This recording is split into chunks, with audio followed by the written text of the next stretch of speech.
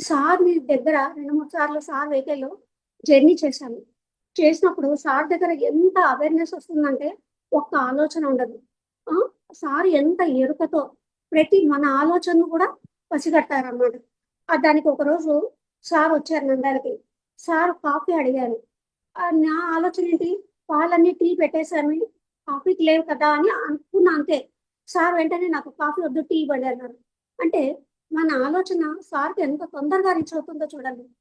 అంటే మనం ఏదైతే ఆలోచిస్తామో అంటే అందుకే సార్ దగ్గర చాలా అవేర్‌నెస్‌గా ఎలాంటి ఆలోచన లేకుండా ఎరుకతో ఉండాలి. అప్పుడు అనిపించేది నాకు.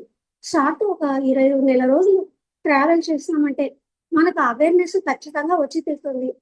ఎందుకంటే సార్ దగ్గర గమనిస్తే ఆయన వాక్‌లో కూడా ఎక్కడ ఆ వాక్కు ఆయన మాట్లాడే విధానంలో ఎంత స్నేహభావం ఉంటుంది, మైత్రి భావం ఉంటుంది, ప్రేమతత్వం ఉంటుంది.